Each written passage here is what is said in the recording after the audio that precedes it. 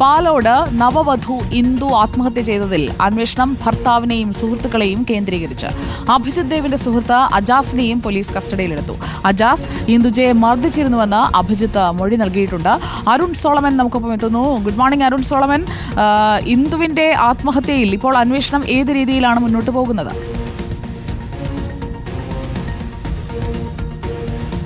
Sujaya, good morning. കഴിഞ്ഞ ദിവസം തന്നെ ഈ ഇന്ദുജയുടെ മരണവുമായി ബന്ധപ്പെട്ട് തന്നെ ഏറെ ദുരൂഹതകളുണ്ടെന്ന് നമ്മൾ സൂചിപ്പിച്ചിരുന്നു. ഇതിൽ ഭർത്താവിൻ്റെ സുഹൃത്ത് കൂടി ഇപ്പോൾ കസ്റ്റഡിയിലായിരിക്കുകയാണ്. കഴിഞ്ഞ ദിവസം രാത്രിയോടുകൂടിയാണ് ഈ അജാസ് എന്ന് പറയുന്ന സുഹൃത്തിനെ ഇപ്പോൾ കസ്റ്റഡിയിലെടുത്തിരിക്കുന്നത്.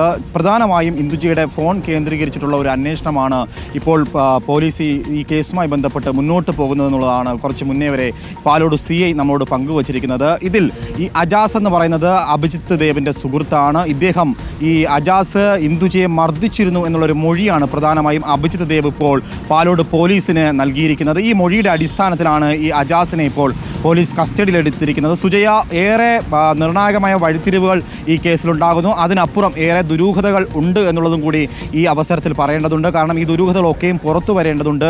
ആദ്യഘട്ടം മുതൽ തന്നെ ഇന്ദുജ ആത്മഹത്യ ചെയ്യില്ല, അവളെ കൊന്നതാണെന്നുള്ള ഒരു ആരോപണം കുടുംബം ഉന്നയിച്ചിരുന്നു. അതിൽ ആ കുടുംബം ഇപ്പോഴും ഉറച്ചു നിൽക്കുകയാണ്. പക്ഷേ ഈ സംഭവം നടന്ന് 2 ദിവസങ്ങൾ പിന്നിടുമ്പോഴും പ്രതിയായിട്ടുള്ള അഭിജിത് ദേവിനെ റിമാൻഡും ചെയ്തിട്ടില്ല. ഇതിന് പാലോട് പോലീസും അതുപോലെ തന്നെ കേസിൻ്റെ അന്വേഷണ ചുമതലയുള്ള കാട്ടാക്കട DYSP ഷിബുവും പറയുന്നത് കേസുമായി ബന്ധപ്പെട്ട് കൂടുതൽ തെളിവുകൾ ആവശ്യമുണ്ട്.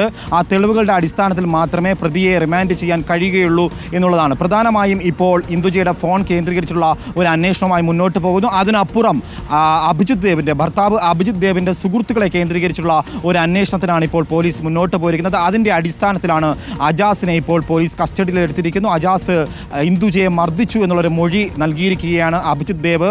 കഴിഞ്ഞ ദിവസം തന്നെ പാലോട് CI അനീഷ് കുമാർ പറഞ്ഞ പ്രധാനപ്പെട്ട ഒരു കാര്യം, ഇന്ദുജയുടെ ശരീരത്തിലുള്ള പാടുകൾ എന്ന് പറയുന്നത് 2 ദിവസം പഴക്കമുള്ള പാടുകളാണ്. അതായത് ഒരു മനുഷ്യനെ മർദ്ദിച്ചു കഴിഞ്ഞാൽ ആദ്യത്തെ പാടെന്ന് പറയുന്നത് ചുവന്ന മാർക്കായിരിക്കും. അതിനപ്പുറം ഇപ്പോൾ അത് പച്ച ഒരു ഗ്രീനിൽ നിന്നപ്പുറം ഒരു കറുത്ത പാടായി മാറിയിരിക്കുന്നു എന്നുള്ളതാണ്. അത്തരത്തിൽ 2 ദിവസം പഴക്കമുള്ള പാടുകളാണെന്നുള്ളത് പ്രാഥമികമായ വിവരം ഇപ്പോൾ ലഭിച്ചിരിക്കുകയാണ്. അതിൻ്റെ അടിസ്ഥാനത്തിൽ ഇപ്പോൾ അന്വേഷണം മുന്നോട്ട് പോകുന്നുണ്ട്.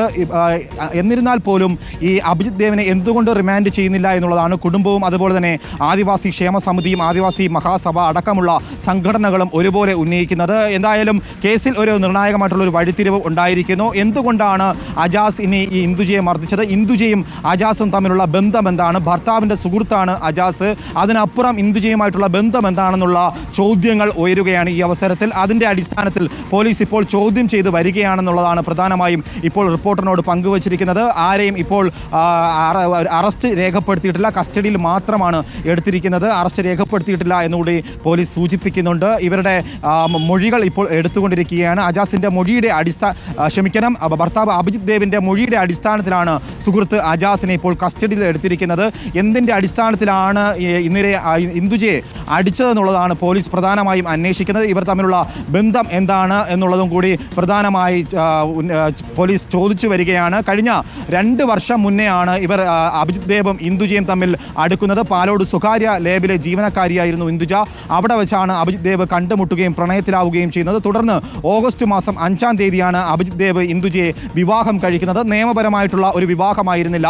ക്ഷേത്രത്തിൽ വെച്ച് താലി കെട്ടുകയും ഒരുമിച്ച് ഇളവട്ടത്തുള്ള വീട്ടിൽ അഭിജിത്തും ഇന്ദുജയും ഒരുമിച്ച് ജീവിച്ചു വരികയായിരുന്നു. ഇതിനിടയിലാണ് ഈ ഇളവട്ടത്തുള്ള ഈ വീട്ടിലെ ബെഡ്റൂമിലെ ജനലിൽ ഇന്ദുജ തൂങ്ങി നിൽക്കുന്ന ഒരു കാഴ്ചയാണ് അഭിജിത്ത് കാണുന്നത്. ഇതിൻ്റെ അടിസ്ഥാനത്തിൽ നെടുമങ്ങാട് ജില്ലാ ആശുപത്രിയിലേക്ക് ഇന്ദുജയെ കൊണ്ടുപോയെങ്കിലും വഴിമധ്യേ മരണപ്പെടുകയായിരുന്നു. പ്രാഥമിക ഇൻക്വസ്റ്റ് റിപ്പോർട്ടിലൊക്കെയും ഈ ഇന്ദുജയുടെ ശരീരത്തിൽ മർദ്ദിച്ചതിൻ്റെ പാടുകൾ ഉണ്ടായിരുന്നു. അത് അഭിജിത്താണ് മർദ്ദിച്ചതെന്നുള്ളതാണ് പ്രധാനമായും കുടുംബം ആരോപിക്കുന്നത്. ഒരാഴ്ചയ്ക്ക് മുന്നേ വരെ ഈ ഇന്ദുജയുടെ പാലോടുള്ള കോളച്ചൽ സെറ്റിൽമെൻറ്റിലേക്ക് വീട്ടിൽ പോയപ്പോഴും അച്ഛൻ ശശിധരൻ കാണി പറയുന്നത് ഇന്ദിരയുടെ ഇടത് സൈഡിലുള്ള കവിളിൻ്റെ ഭാഗത്ത് ഒരു മർദ്ദിച്ച പാടുണ്ടായിരുന്നു. നിരന്തരം അഭിജിത്ത് മർദ്ദിക്കുമായിരുന്നത് അമ്മയോടും സഹോദരൻ ഷിനുവിനോടും ഇന്ദുജ പറഞ്ഞിരുന്നു. ഫോൺ വിളിക്കുമ്പോഴൊക്കെയും മാനസികമായും ശാരീരികമായും അഭിജിത്ത് ഉപദ്രവിച്ചു എന്നുള്ള കാര്യം കുടുംബത്തോട് പങ്കുവച്ചിരുന്നു എന്നുള്ളതാണ് കഴിഞ്ഞ ദിവസം ശശിധരൻ കാണി പറഞ്ഞത്. അതിൻ്റെ അടിസ്ഥാനത്തിലാണ് കുടുംബം പരാതി നൽകിയതും ഈ ഭർത്താവ് അഭിജിത് ദേവിനെ ഉടനെ തന്നെ പോലീസ് കസ്റ്റഡിയിലെടുത്തതും. പക്ഷേ അറസ്റ്റ് രേഖപ്പെടുത്തുകയോ റിമാൻഡ് ചെയ്യുകയോ ചെയ്തിട്ടില്ല. കാരണം ഈ കേസുമായി ബന്ധപ്പെട്ട് കൂടുതൽ തെളിവുകൾ പോലീസിന് ആവശ്യമുണ്ട്. ആവശ്യമുണ്ട്. അത്തരത്തിൽ തെളിവുകൾ കിട്ടിയാൽ മാത്രമേ ഈ അഭിജിത്ത് ദേവിനെ പ്രധാനമായും റിമാൻഡ് ചെയ്യാൻ കഴിയുകയുള്ളൂ. ഇപ്പോൾ സുജയ ഭർത്താവിൻ്റെ സുഹൃത്തിനെ കൂടി അജാസിനെ കൂടി ഇപ്പോൾ കസ്റ്റഡിയിലെടുത്തിരിക്കുന്നു. ഇനി അജാസിന് എന്താണ് പറയാനുള്ളത്, ഈ ഇന്ദുജയുമായി ബന്ധപ്പെട്ട് എന്താണ്, ഏത് തരത്തിലുള്ള ഒരു ബന്ധമാണ് ഇവർ തമ്മിലുള്ളത്, എന്തിൻ്റെ അടിസ്ഥാനത്തിലാണ് ഇന്ദുജയെ തല്ലിയത് എന്നടക്കമുള്ള ചോദ്യങ്ങൾക്ക് ഉത്തരം ലഭിക്കേണ്ടതുണ്ട്. ഭർത്താവിൻ്റെ സുഹൃത്താണ് ഈ അജാസ്. ഇവർ തമ്മിലുള്ള ബന്ധം ഈ 2 വർഷം മാത്രമുള്ള ഒരു പരിചയമാണ് ശരിക്കും ഈ ഇന്ദുജയും അഭിജിത്ത് ദേവും തമ്മിലുള്ള ബന്ധം. അത് 3 മാസങ്ങൾക്ക് ഇപ്പുറം ജീവിതം അവസാനിപ്പിക്കേണ്ടുന്ന ഒരു ഘട്ടത്തിലേക്ക് ഇന്ദുജ കടന്നുപോയിരിക്കുന്നു. കൊടിയ മാനസികമായും ശാരീരികമായും പീഡനത്തിനൊടുവിൽ ജീവിതം അവസാനിപ്പിക്കേണ്ടി വന്ന ഉന്നത വിദ്യാഭ്യാസമുള്ള ഒരു പെൺകുട്ടിയാണ് ഇന്ദുജ. തിരുവനന്തപുരം മെഡിക്കൽ കോളേജിൽ BSc നഴ്സിംഗ് ഉന്നത പഠനം പൂർത്തിയാക്കി MScക്ക് വേണ്ടി പഠിക്കാൻ പോയെങ്കിലും സാമ്പത്തികമായി പിന്നോക്കം നിന്നതുകൊണ്ട് തന്നെ മുന്നോട്ടുള്ള പഠനം മുടങ്ങി. തുടർന്ന്